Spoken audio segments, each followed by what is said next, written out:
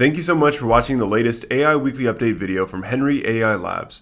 This is a weekly update series going through the latest news in deep learning and artificial intelligence and explaining the technical novelty of each of these new papers or blog posts that explains the papers. So please subscribe if this is your first time seeing this channel and you're interested in these kinds of ideas. First up this week is Recursive Classification, replacing rewards with examples in reinforcement learning.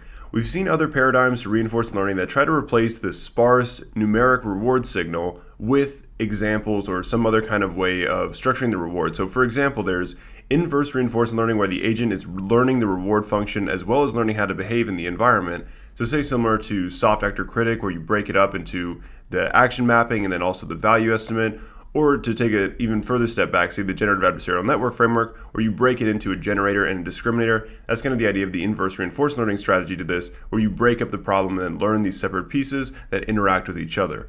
Recursive classification is more similar to, say, goal condition policy learning, where rather than just trying to maximize reward, you're trying to particularly get to a certain state.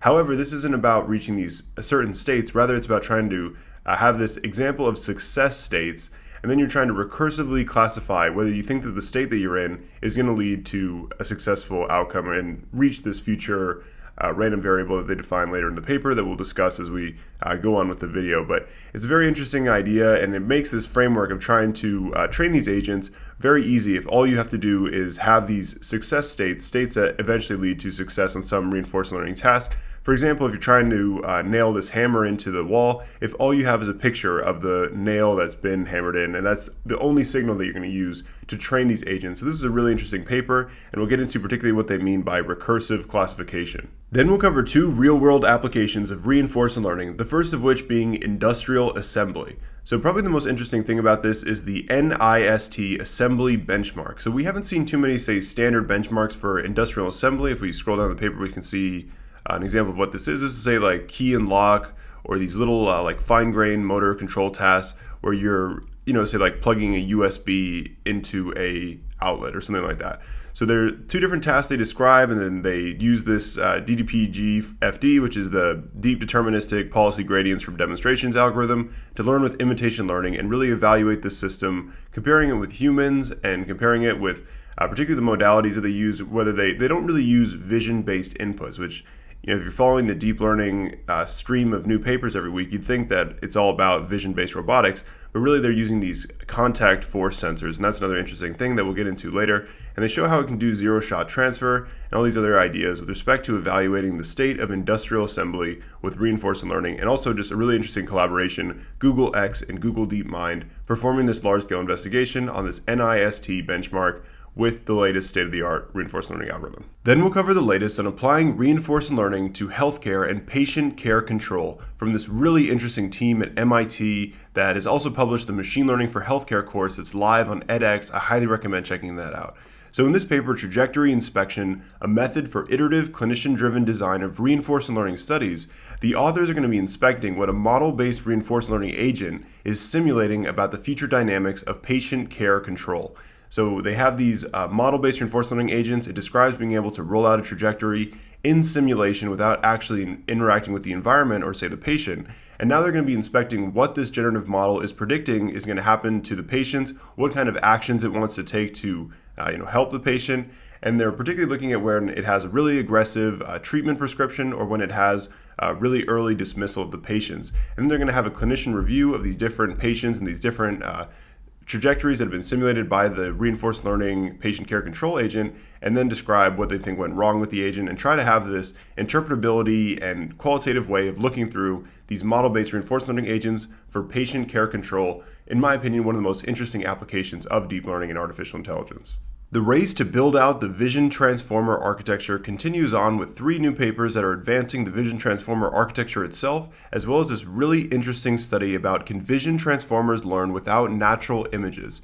So what they mean by without natural images are referencing these fractal images. So these are algorithmically generated, these geometric patterns that render these fractal images. And they're going to be doing pre-training on these images compared to, say, like internet data that you would do with, say, SimCLR or these self-supervised learning algorithms, or pre-training with supervised learning on the ImageNet labels or something like that. The difference between natural images and then these fractal images. So they're going to be using this I think this is fully driven supervised learning. It's a way of algorithmically labeling this data. They're going to learn representations on this and then transfer it to downstream tasks. And the performance of this is really surprising. It's basically the same performance as shown in this table, 97.6% compared to 97.4 and 98.0.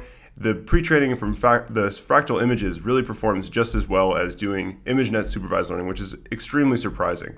And then they reason how they've tested this previously with the CNN, and now the vision transformer seems to be better at doing this task. So really interesting advancement and a really head-scratching study on showing that vision transformers can learn without natural images. Also on this topic of surprising successes of transfer learning, we'll look at this blog post explaining the paper that we covered last week, Pre-trained Transformers as Universal Computation Engines.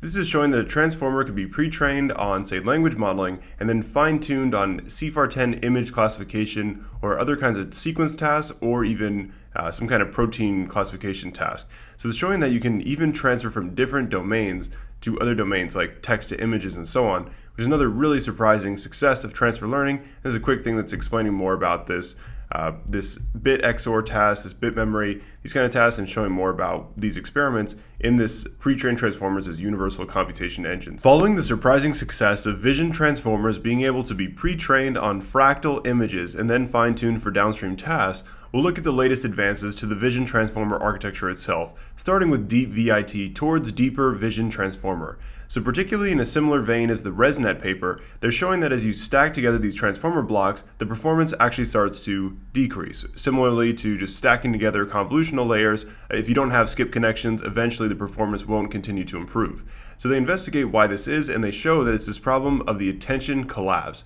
They find that as you go into later layers of the attention layers, they basically learn the same thing and they have the same exact attention pattern, which is pretty interesting.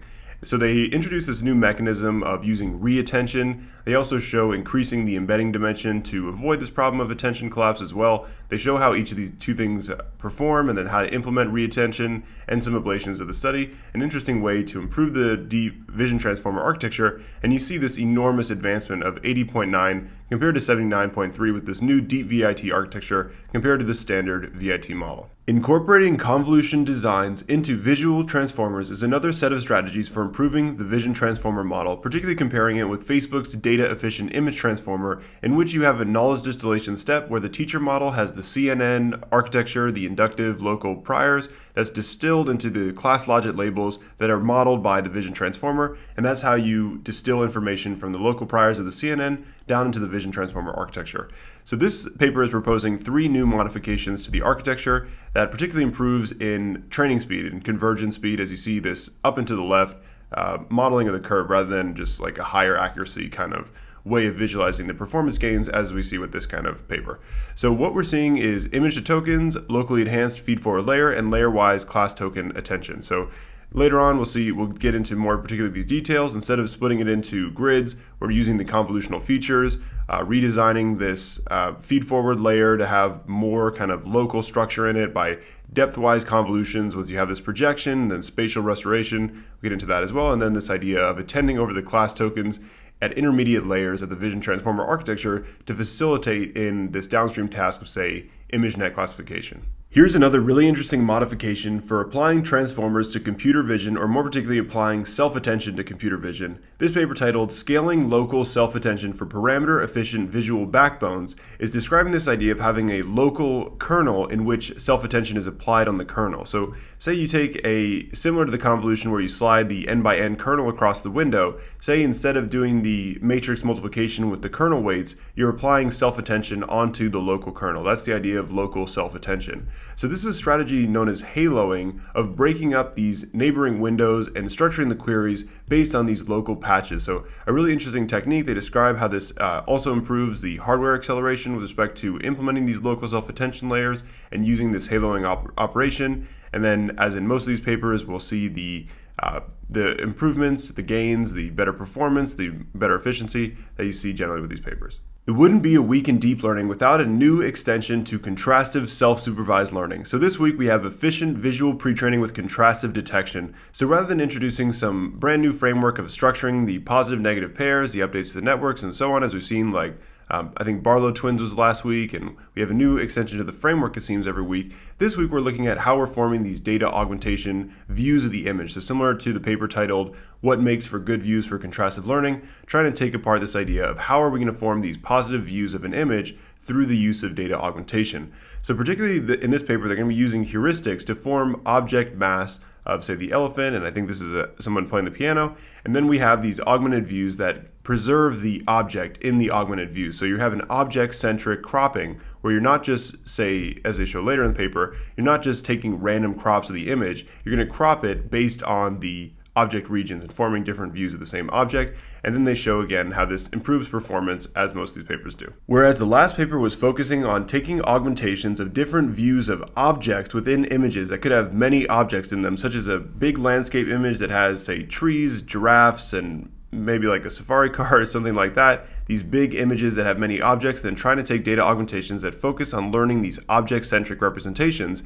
Now we're focused on trying to avoid spurious correlations with the backgrounds in leveraging background augmentations to encourage semantic focus in self-supervised contrastive learning. So the idea is to take a pre-trained semantic segmentation model that particularly classifies foreground and background. So this dog would be the foreground, and then say like the field or the sky or however this image was taken would be the background. So we're replacing the background with, say, random noise, another image's background, or things like that. Or it could be a random image from the entire batch or a swap with a particular image in this current mini batch of data to update. And overall, we're trying to train these models to not be reliant on the background to have spurious correlations with learning these representations, and it's tested in the self-supervised representation learning framework. Next up, we have an interesting strategy for designing a meta controller for the data augmentation mix-up. So mix-up has these different forms where we have mix-up where you average out pixels to form a new image, cut mix where you paste a crop of the image onto another image, resize mix where you resize that crop, puzzle mix where you scramble up two different images, kind of like the jigsaw augmentation, but formed through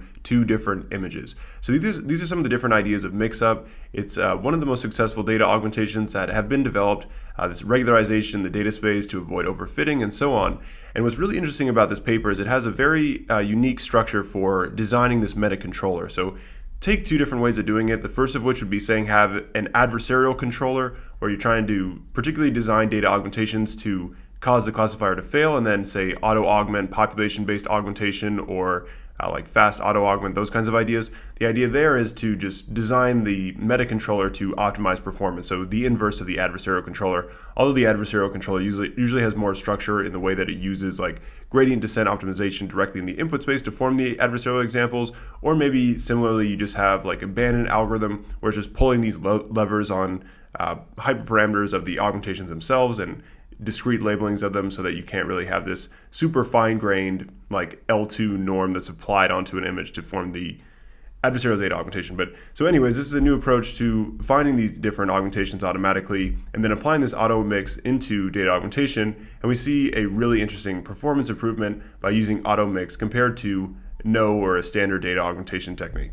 Then we'll look at the latest advances in natural language processing, starting with improving and simplifying pattern exploiting training in the ADAPET algorithm. So right off the bat, we see the improvement on the amount of task-specific data used, ADAPET outperforming GPT-3, and then outperforming IPET and PET with less data. And this is the particular thing, is it's using less data, whereas PET and IPET, iterative PET, pattern exploiting training is what PET stands for, is using task-specific unlabeled data. So it's not just that you have unlabeled data that could be from any domain, it's that you have unlabeled data that's very in tune with the target task. So this idea of source and target domains with respect to transfer learning and the data similarity learned in papers like Don't Stop Pre-Training and these lessons of how we should do this sequential pre-training with respect to the data that's being used. So ADAPET is more general than PET by using these two different restructurings of the loss. So in pattern exploiting training, you have the original instance. So say this is natural language inference, and you have the premise is oil prices rise, and then the hypothesis is oil prices fall back, and you're trying to label this as a contradiction with natural language inference because rise and then fall back, they contradict each other. So the way that you would do this with pattern exploiting training is you insert this mask to turn natural language inference into a language modeling problem. So we'll discuss the two different advances in ADAPET that build on the PET strategy of fine-tuning these pre-trained language models into these downstream supervised learning tasks with limited labeled data. Next up, we have Albert on Determined, distributed training with spot instances. This is a really exciting progress from Determined AI on using these spot instances for distributed training and training the famous Albert model. So jumping right ahead to the final results of this, we see the cost savings and the time speedups of using this. So compared to one GPU on an on-demand cloud instance, where it takes 36.7 hours to train this Albert model, it takes 48 minutes with 64 GPUs with spot instances. So the problem with spot is that it's a cloud runtime where they'll just take away your runtime at any time. So you need to have fault-tolerant distributed training, which can be a headache to implement yourself, but Determined is building it out, and these are the latest results, a really amazing speed up and cost saving in training Albert with distributed training on spot instances. In the last AI Weekly Update, we looked through this paper, Hurdles to Progress in Long-Form Question Answering, and now Google's published a blog post to further illustrate these concepts. So what's happened is they've put together a state-of-the-art model using the routing transformer and the Realm information retrieval system, combining the information retrieval with the routing transformer to attend to this context, and then achieve the state-of-the-art in the Explain It Like I'm 5 dataset, which is a part of the Knowledge-Intensive Language Task benchmark. So they've achieved this state-of-the-art performance with the system, and now they're highlighting some problems with with the evaluation of these models generally on this ELI5 task. So first, this blog post is showing some examples of this. Why are almost all boats white? You see, boats are generally painted white for obvious reasons and so on. This is long-form open domain question answering. You can ask it any kind of question, like how does shampoo and conditioner work, compared to this clock question, Britain and English Empire. So this is illustrating the remarkability of this system, that it can answer any kind of question and generate a paragraph length answer. So really exciting systems.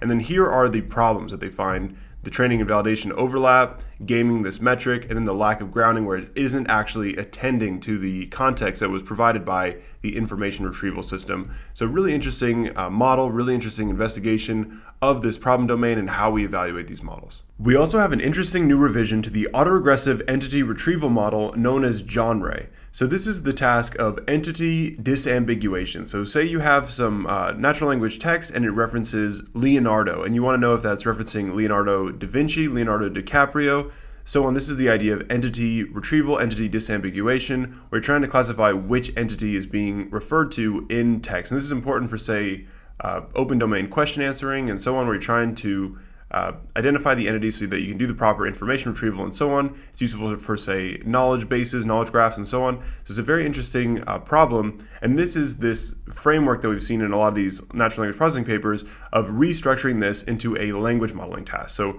rather than having a sparse classifier for each different entity, we're going to turn this into a language modeling problem.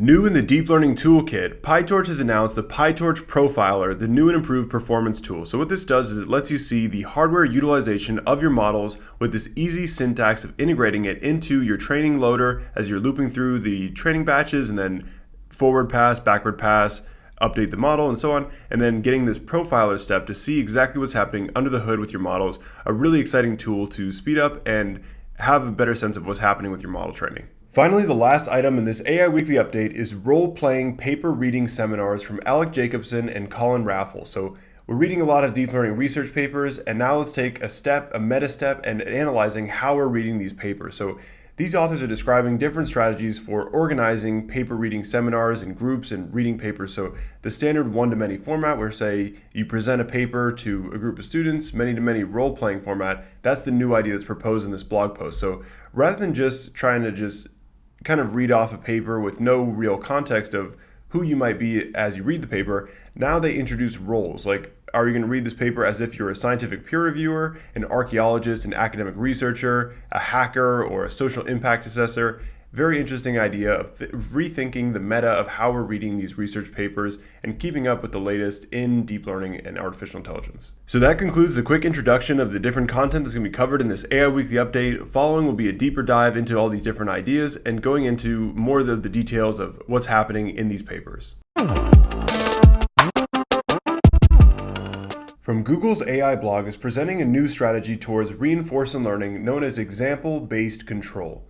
The high-level motivation is that we might not always have data of perfect trajectories to achieve success in some tasks. So say we're trying to perform some kind of control task, maybe win in a video game that we don't even actually know how to win ourselves, but we just have an example of what the state of the environment would look like as we're going to win this game or perform some kind of control task, or maybe even more ambitiously looking at papers like learning to summarize from human feedback, looking at examples of summarized articles, or maybe looking at examples of music and so on. This is a very interesting idea to think about, just collecting examples of success and somehow learning just from the examples of success rather than complete trajectories of state action transitions and so on, as in imitation learning or as in a lot of these ways of trying to train these reinforcement learning agents and provide rewards based on a sequence of trajectories. So this is the latest approach in trying to restructure this reinforcement learning problem. We've seen some interesting things like, say, upside down reinforcement learning, where you're trying to map from state reward into action, where you can control for different levels of reward. So it's also similar to this idea of goal conditioned learning, upside down reinforcement learning, and so on, and this new idea of example-based control, where you're not just trying to maximize some numeric reward. Rather, you have this intermediate kind of conditioning where you're trying to reach a particular goal. So the way that you structure the problem is more about reaching this intermediate state, or this intermediate kind of reward, rather than just maximizing it on the scale of how you structure the loop of state, action, reward, agent interacting with the environment, and so on. So the key strategy to solve this problem with example-based policy search is going to be to use recursive classification of the likelihood that a state will take us to this example state in the future. So at the end of this starting at section 3, we're describing the problem statement of example-based control, and then really describing recursive classification with this loss function. So this second term in the loss function is going to be the key idea. So basically, you're trying to classify, you have this C sub theta, where you're trying to classify whether this state action transition is going to take you to an example state or not. And you're bootstrapping this update with the recursive classification idea. Refers to bootstrapping and looking one step ahead, and then making your prediction, same idea with the temporal difference update, where you're making your update based on your prediction of one step or n steps ahead.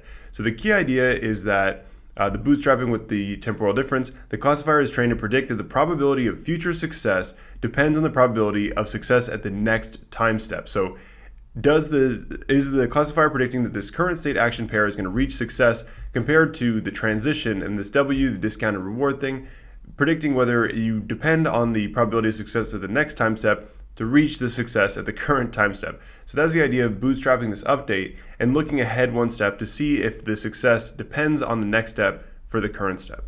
One of the most interesting real-world applications of reinforcement learning is industrial assembly, where hopefully these agents will be able to adapt to novel objects and novel configurations in zero-shot learning. So they don't need to fine-tune to learn how to assemble new kinds of objects.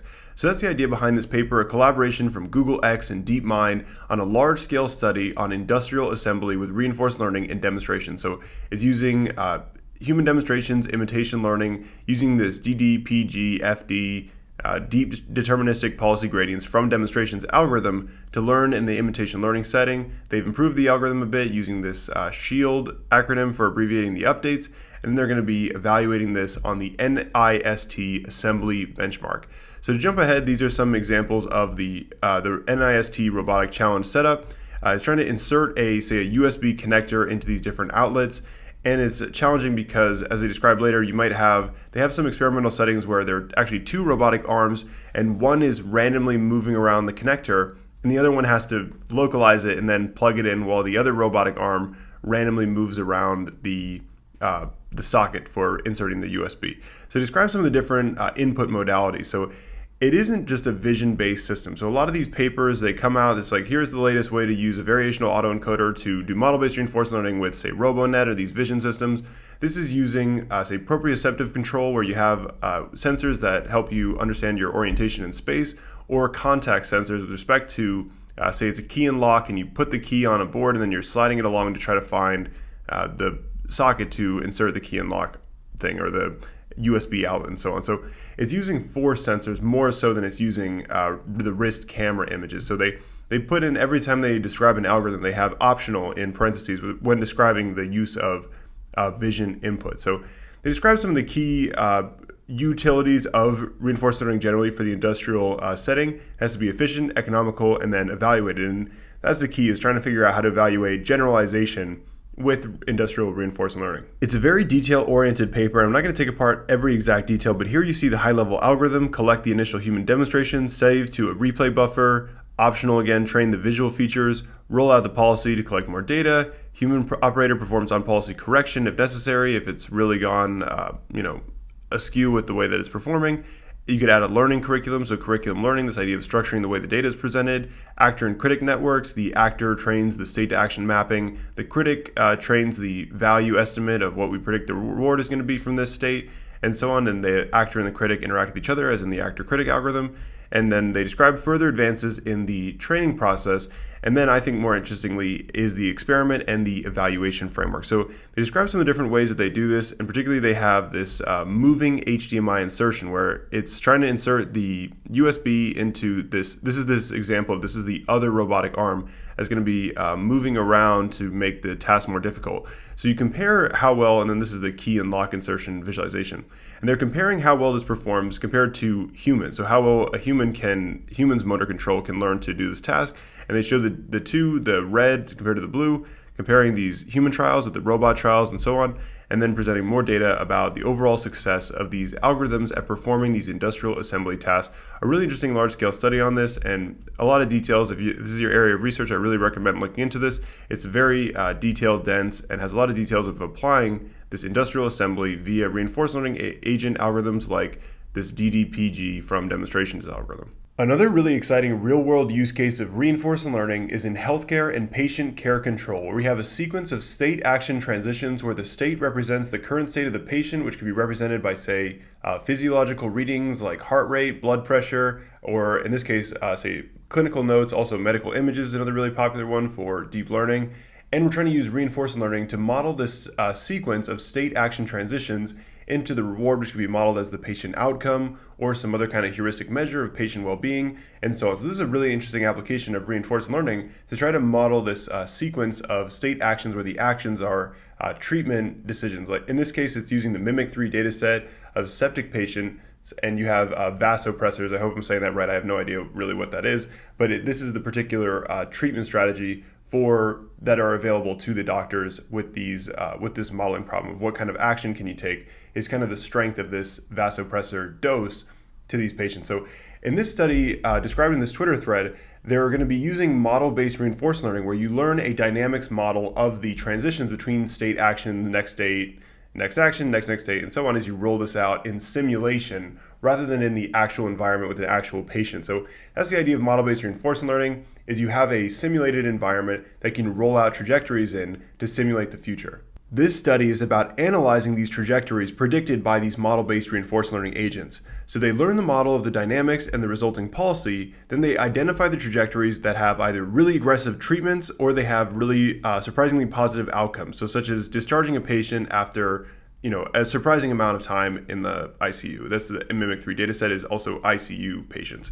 So then they're going to inspect these trajectories in the model-based rollouts in the context of clinical notes. So they have the clinical notes from the doctor, so it's a text sequence modeling problem. So the model-based reinforcement learning agent isn't just predicting future trajectories of the physiological data readings, they're predicting the future rollouts of the clinical notes of the doctor. So it's a text mining problem, or like a text generation problem like language modeling, and later we'll look at long-form open domain question answering, which is an even more extreme case of this, but it's modeling the future of this text data, which is extremely interesting. So then they're going to have clinical reviews of these predicted trajectories to help develop more trust in these systems. In this really interesting paper of having the clinician in the loop and learning how to deploy these model-based reinforcement learning agents for patient care control and improving healthcare with deep learning. This next paper is a really surprising advancement in deep learning and the state of this transfer learning where we have some kind of pre-training task and then we fine-tune that model on the downstream task. Can vision transformers learn without natural images? So what they mean by without natural images are learning on these fractal images that are algorithmically generated and formula-driven supervised learning. So they're algorithmically labeled and algorithmically generated images. And we're doing pre-training using these kinds of images compared to natural images like let's use, say, the latest paper is Seer from Facebook, where they use Instagram images and they have these natural unlabeled images and they do self-supervised representation learning to learn these representations on this pre-training data domain and then fine-tune those representations onto, say, ImageNet classification compared to, say, doing the pre-training on these fractal images, and they cite things like privacy violations, all sorts of different different ideas that would motivate you to want to use these kinds of images if they work just as well for representation learning.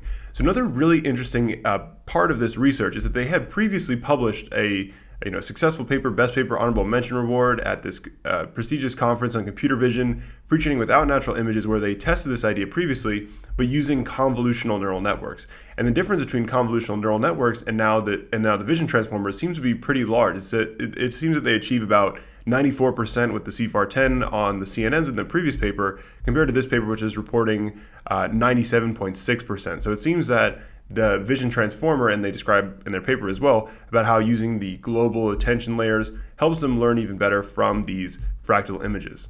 Also on the topic of the surprising successes of transfer learning in deep learning, where we have a pre-training task on one source domain and then we transfer those model representations into a target domain, like supervised learning with a smaller labeled dataset, compared to pre-training on a large unlabeled dataset, like the transfer from language model representations into, say, one of these superglue benchmark tasks, or text classification, natural language inference, question answering, and so on, where we have less labeled data. And this is the motivation behind transfer learning, where we transfer the representation from a source domain into a target domain. So this paper is a really surprising investigation into how we can use transfer learning. So as stated in this line of the blog post, instead of pre-training on a large image dataset like ImageNet and then fine-tuning on a smaller image dataset like, say, these medical image analysis datasets, we might instead pre-train on a large language dataset and fine-tune on a small image dataset. So this modality hopping of saying that we can pre-train on any data domain, like we could pre-train on, say, the Pile is this recent open source web text dump thing. We could pre-train on that and then fine-tune on any kind of machine learning task, is a really exciting and surprising success. They show that this does work. So it's a really interesting idea. It's also the frozen pre-trained transformer, and exactly taking apart how they conduct the fine-tuning of the models is another really interesting detail of this study. But let's focus on this idea of the XOR task as illustrated in this is showing the attention map and then explaining this concept of turning XOR, where it's like you compare the two bits and either or is the idea of XOR, as I'm sure everyone watching this video is familiar with, but you're turning this into a sequence modeling task. So you pass in string 1, bit string 1, then XOR, and then bit string 2, or string 1, string 2, or some kind of separation to perform the task. But you have this algorithmically constructed data. So similar to the fractal images thing, we can algorithmically construct data, we can learn representations from that, and it seems that that can be applied to any modality, transferring into any other modality. So maybe fractal images could transfer into natural language processing tasks, as we have this unified transformer architecture, a really exciting area of research in looking into the properties of this pre-training, fine-tuning, transfer learning setting. Covering the latest advances in the vision transformer architectures and adapting transformers into computer vision has become a staple in these AI Weekly Update videos, and we have 3 new papers that add some kind of contribution to vision transformers, generally not just the vision transformer Google model that holds that namespace, but general contributions to advancing this architecture. So first up is the DeepViT towards deeper vision transformer. So firstly, as in the original ResNet paper, comparing the convolutional networks and stacking more and more layers, showing that eventually stacking more layers hurts performance rather than helps it, and the solution in ResNets is to add the skip connection to help with feature propagation forward. So in this case, analyzing this performance is done to find this attention collapse issue. So the way that the authors identify this attention collapse is very interesting. They have this dot product similarity between attention heads at different layers, and they plot out this dot product similarity or cosine similarity normalized by the magnitude of the vectors. This is a very similar thing to do, say, in like contrastive representation learning, or maybe like vector retrieval, where you encode like images, documents for semantic retrieval into vectors, and then you have some kind of similarity metric. This kind of way of calculating similarities of vector representations is a very common thing to see. So they're plotting the attention map similarity across the different layers. So this is the attention collapse issue. Once you hit layer 20, you see how it's very similar to layer 32. And this is the idea of plotting ahead how they converge to learning the same features as this idea of attention collapse. So they propose 2 solutions to avoiding this problem. The first of which is the computationally inexpensive solution, where you increase the embedding dimension. So as you go from 256 up to 768, it continues to improve with deeper models.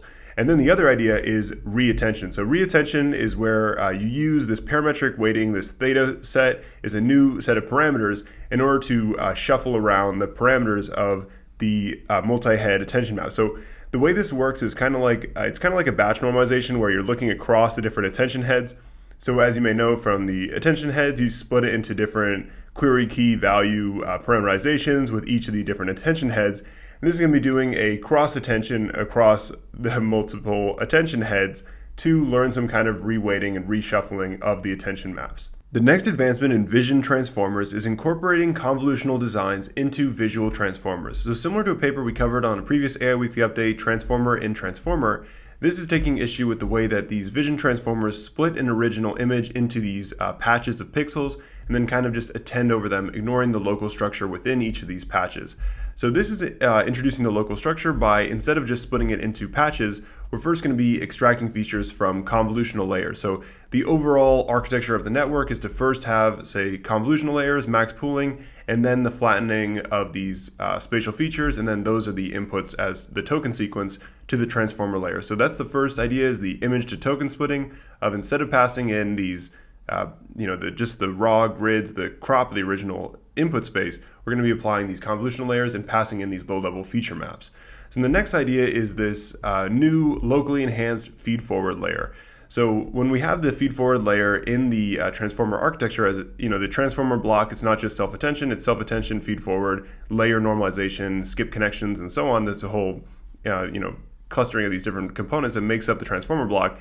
They're redesigning the feed-forward layer. So first you have a linear projection where you embed it into, say, a bigger space. So you have a vector that's, say, 128 and then connected to 512 by 1 dense layers to project the space and make it bigger. Then you reshape this into a spatial space.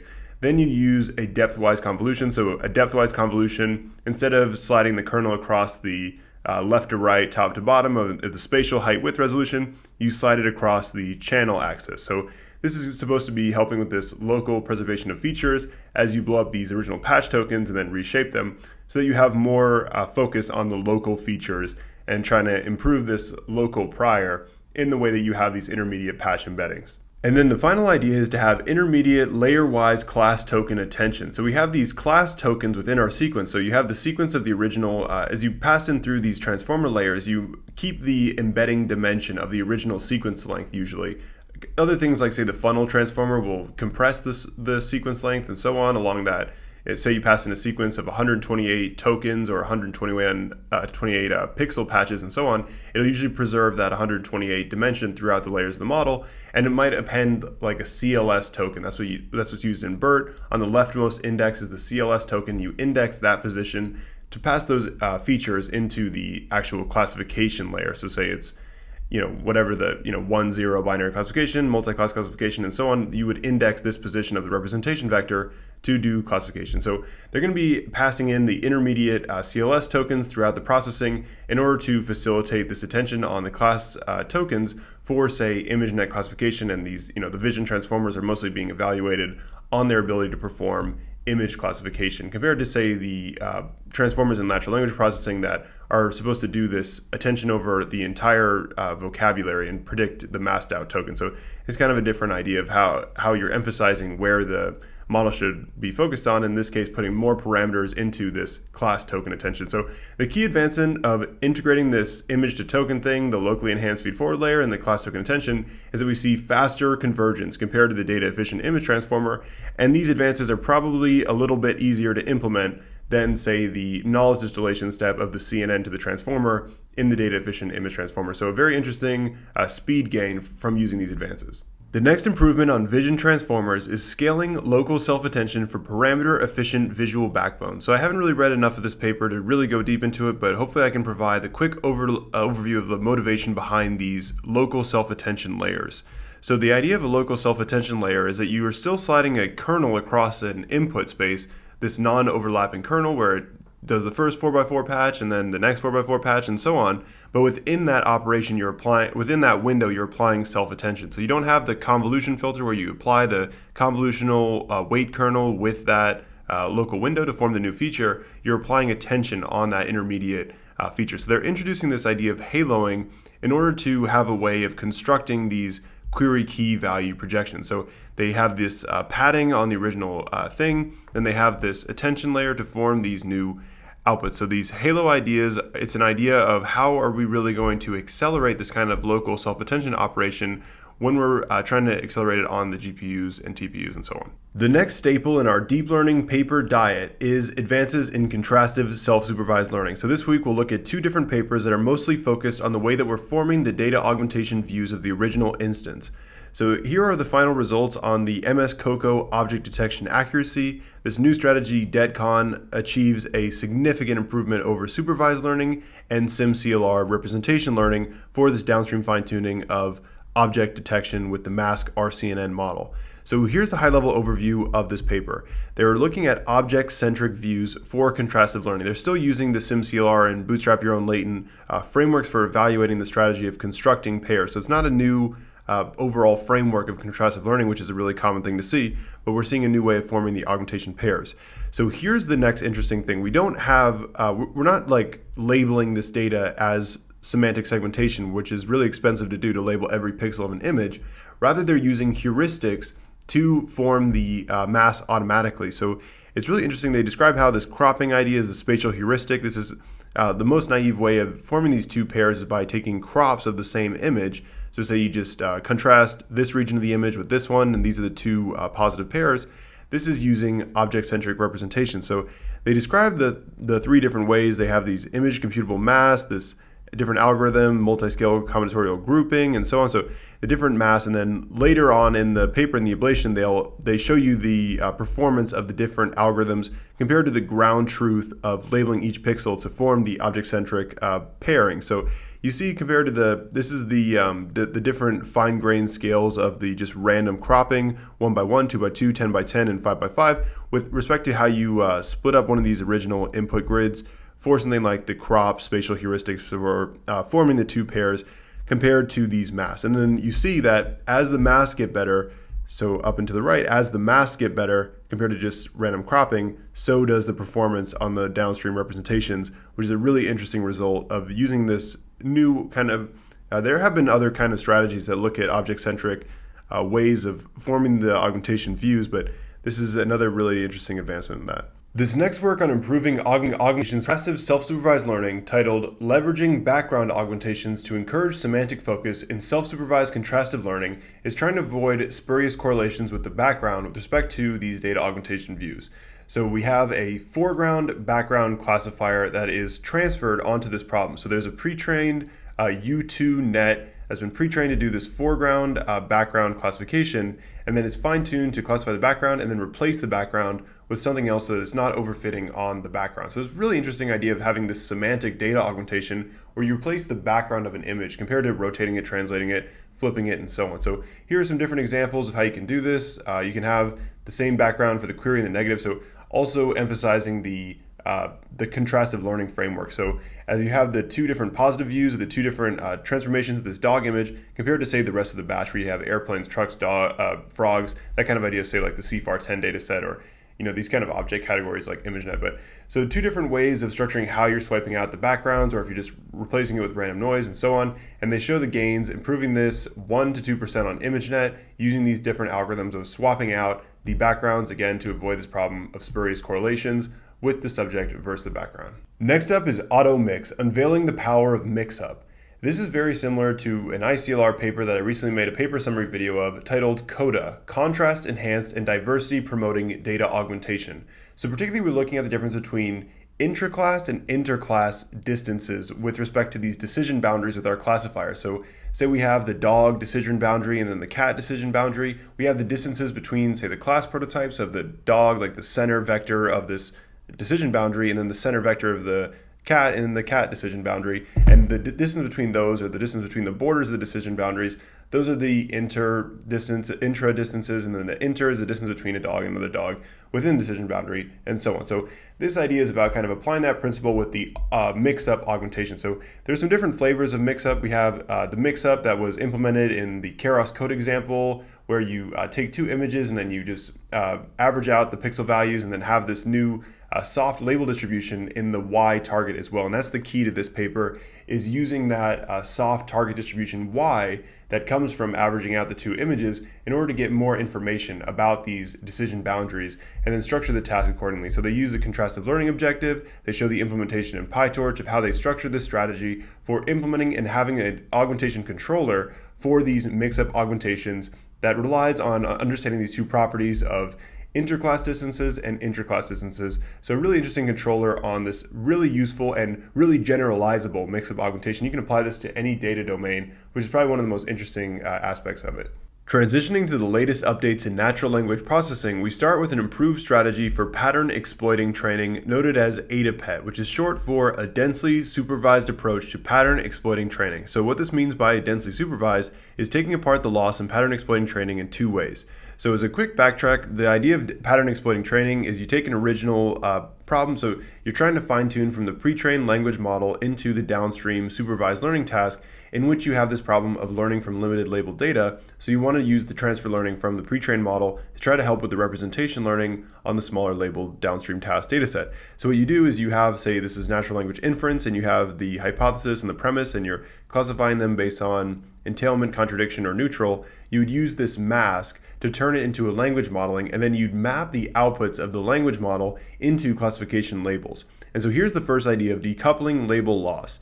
So in the usual way of applying PET, you map it to, you only have a sparse labeling of the original token vocabulary. So say the model puts some density on tiger or like airplane or something like that for this mask, it would be totally disregarded, and you'd only really map the distributions on yes and no, and then the different ways of saying yes and no. For oil prices rise, no, oil prices fall back, meaning, and then no would be mapped to contradiction because you're saying no, the second thing, oil prices fall back, doesn't, following this conversational structure of what you might see in language modeling data sets with the pre-training task.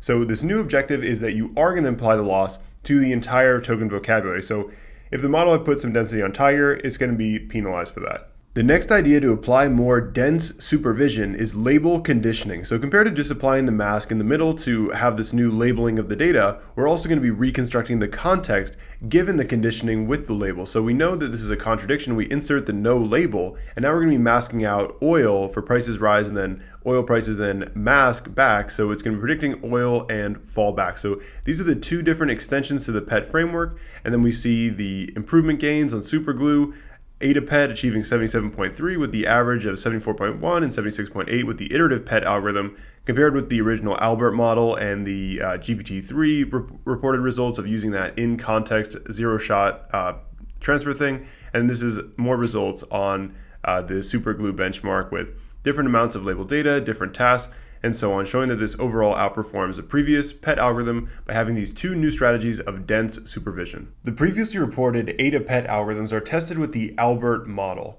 Albert is a pretty large-scale BERT model, even though it's introduced to have some parameter efficiencies on reducing this through things like weight sharing in different layers and so on. And now Determined has come up with a new strategy for distributed training, a new implementation demonstration of the system that makes using the Albert system more accessible than ever.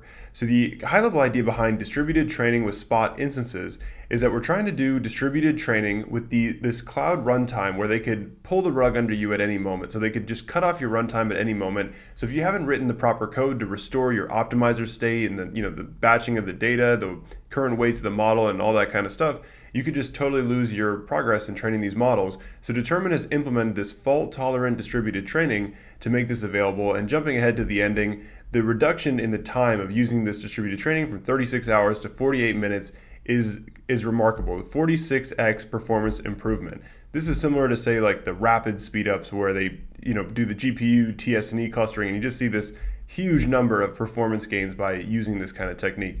So this is fine-tuning the Albert model using the Squad 2.0 dataset, using the Hugging Face code for doing so. You see some of the different template code for exactly how you do this with Determined. These are the, if you've seen I made one video that walks through the CFAR 10 implementation using the Determined interface, and this is all you really have to change is the configuration file as you tell it to use these 64 different GPUs, type of the computer and all that different kind of stuff. So it's really not so complicated to overwrite the configuration file, and I probably will make a deep dive video into this particular example soon.